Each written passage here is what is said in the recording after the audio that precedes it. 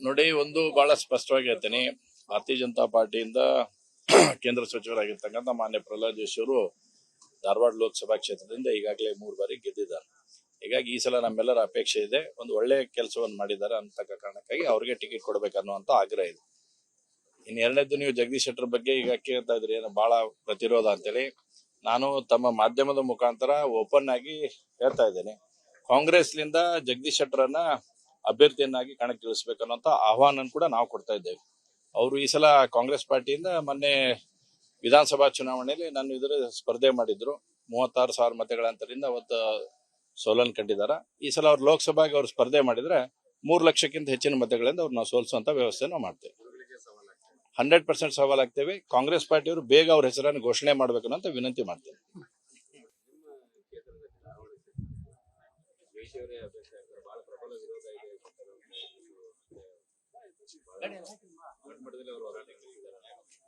ನೋಡಿ, ಒಂದು ಬಹಳ ಸ್ಪಷ್ಟವಾಗಿ ಹೇಳ್ತೀನಿ. ಭಾರತೀಯ ಜನತಾ ಪಾರ್ಟಿಯಿಂದ ಕೇಂದ್ರ ಸಚಿವರಾಗಿರ್ತಕ್ಕಂಥ ಮಾನ್ಯ ಪ್ರಹ್ಲಾದ್ ಜೋಶಿ ಅವರು ಧಾರವಾಡ ಲೋಕಸಭಾ ಕ್ಷೇತ್ರದಿಂದ ಈಗಾಗಲೇ 3 ಬಾರಿ ಗೆದ್ದಿದ್ದಾರೆ. ಹೀಗಾಗಿ ಈ ಸಲ ನಮ್ಮೆಲ್ಲರ ಅಪೇಕ್ಷೆ ಇದೆ, ಒಂದು ಒಳ್ಳೆ ಕೆಲಸವನ್ನು ಮಾಡಿದ್ದಾರೆ ಅಂತಕ್ಕ ಕಾರಣಕ್ಕಾಗಿ ಅವ್ರಿಗೆ ಟಿಕೆಟ್ ಕೊಡಬೇಕನ್ನುವಂತ ಆಗ್ರಹ ಇದೆ.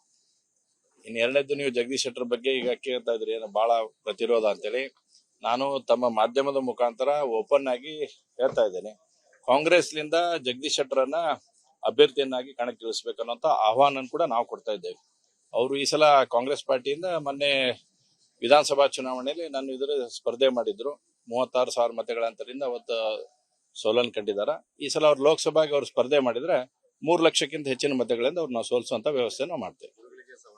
100% ಸವಾಲಾಗ್ತೇವೆ. ಕಾಂಗ್ರೆಸ್ ಪಾರ್ಟಿಯವರು ಬೇಗ ಅವ್ರ ಹೆಸರನ್ನು ಘೋಷಣೆ ಮಾಡಬೇಕು ಅಂತ ವಿನಂತಿ ಮಾಡ್ತೇವೆ.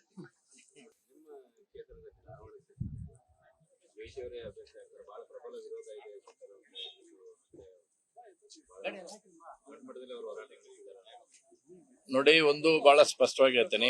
ಭಾರತೀಯ ಜನತಾ ಪಾರ್ಟಿಯಿಂದ ಕೇಂದ್ರ ಸಚಿವರಾಗಿರ್ತಕ್ಕಂಥ ಮಾನ್ಯ ಪ್ರಹ್ಲಾದ್ ಜೋಶಿ ಅವರು ಧಾರವಾಡ ಲೋಕಸಭಾ ಕ್ಷೇತ್ರದಿಂದ ಈಗಾಗಲೇ 3 ಬಾರಿ ಗೆದ್ದಿದ್ದಾರೆ.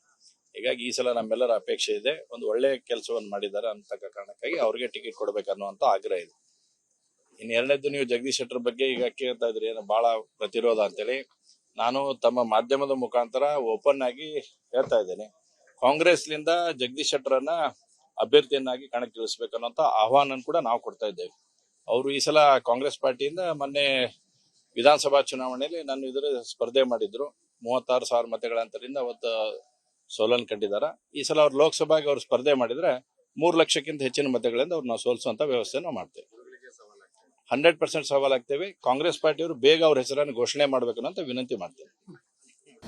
ಅನುಕ್ಷಣದ ಸುದ್ದಿಗಳಿಗಾಗಿ ವಿಸ್ತಾರ ನ್ಯೂಸ್ ಯೂಟ್ಯೂಬ್ ಚಾನೆಲ್ ಸಬ್ಸ್ಕ್ರೈಬ್ ಮಾಡಿ. ಹೊಸ ಸುದ್ದಿಗಳ ನೋಟಿಫಿಕೇಶನ್ಗಾಗಿ ಬೆಲ್ ಐಕಾನ್ ಕ್ಲಿಕ್ ಮಾಡಿ. ಲೇಟೆಸ್ಟ್ ಅಪ್ಡೇಟ್ಸ್ಗಾಗಿ www.vistaranews.com ವೆಬ್ಸೈಟ್ಗೆ ವಿಸಿಟ್ ಮಾಡಿ. ಅಂಗೈಯಲ್ಲೇ ಜಗತ್ತಿನ ಸುದ್ದಿ ತಿಳಿಯಲು ವಿಸ್ತಾರ ನ್ಯೂಸ್ ಕನ್ನಡ ಆಪ್ ಡೌನ್ಲೋಡ್ ಮಾಡಿ.